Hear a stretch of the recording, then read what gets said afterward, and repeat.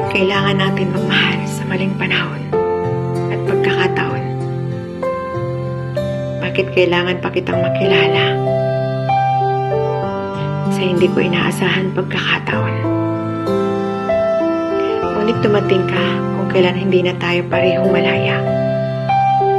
Pinigilan ko ang nararamdaman ko para sa'yo. Dahil alam kong hindi tama. Iniwasan kita. Lumayo ako. Dahil walang patutunguhan ang lahat sa atin. Mas gugustuhin ko masaktan kaysa magkasala. Ngunit kahit anong gawin ko, kahit anong pigil ko sa nararamdaman ko, hinahanap-hanap ka ng puso ko. Ikaw at ikaw pa rin. Alam kong hindi tama. Alam kong mali dahil hindi na tayo malaya pa. Alam kong naririto ka na sa puso ko.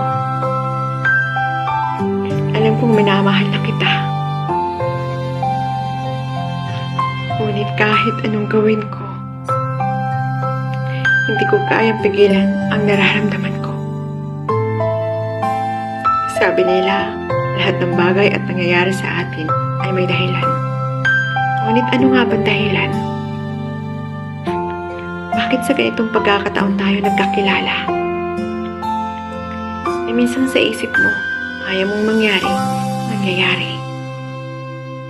Yung ayaw mong gawin, ngunit magagawa mo pala. Minsan naisip ko, bakit ang damot ng tadhana?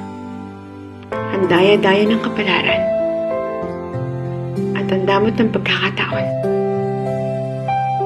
Bakit hindi sa ibang pagkakataon tayo pinagtagpo? Bakit sa panahon ngayon? Ngunit minsan naisip ko, mas mabuti nagkakilala tayo sa ganitong paraan. Pinagtagpo. Siguro dahil pareho ang kapalaran natin. At tagahanap ng pagmamahal. Pagmamahal na pinagdamot ng pagkakataon sa atin. Sabi nga nila, kapag nakalaan na makikilala mo siya, walang imposible. Dapat kapalaran na ang gagawa ng paraan upang pagtagpuin tayo. Ngunit kaya mo bang baguhin ang lahat ng nakaguguhit sa iyong kapalaran? Hindi, di ba? Hindi mo pwedeng diktahan ang pwedeng mangyari sa ating buhay. Minsan kahit anong gawin mo, kahit anong iwas mo para di mangyari, ngunit mangyayari, na kahit gustuhin natin kung kapalaran na, wala tayong magagawa. Ngayon pinagtagpo tayo. Nagmahalan. Na kahit bawal. Sabi nga masarap raw ang bawal na pag-ibig. Ngunit paano tayo magiging maligaya ng lubos kung buong mundo ang hahadlang sa ating pag-iibigan at may mga tao tayong masasaktan? Ipilit man natin ang pagmamahalan natin.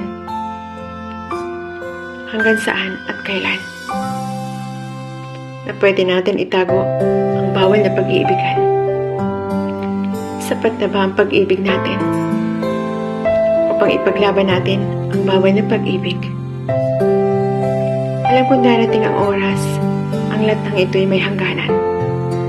At alam kong darating ang oras na hindi habang buhay pwede natin itago. Paano natin ipaglalaban ang ating bawal na pag-ibig kung buong mundo ang hadlang? Paano tayo sasaya kung maraming masasaktan? Mahal na mahal kita. Ngunit hindi sapat ang pagmamahal ko upang maging malaya tayo. Para maging masaya. Alam kong pareho tayong masasaktan. Mahihirapan. Ngunit tama na. Lalayo ako upang pareho tayong maging malaya sa bawal ng pag-ibig. At hindi ko alam paano ako magsisimula nang wala ka sa buhay ko. At hindi ko alam paano hihilom ang sugat sanhi ng bawal ng pag-ibig. Ngunit hindi ka maling tao. pagkakataon at panahon upang pagtagpuin tayo sa parehong hindi na malaya. Ngunit tandaan mo parati, minahal kita ng sobra. Wala akong pinagsisihan ng makilala kita at mananatili ka sa puso ko. At sana may pagkakataon pa para sa atin. Sana kapag dumating, pareho na tayong malaya para ipagpatuloy ang nasimulan nating pagmamahalan.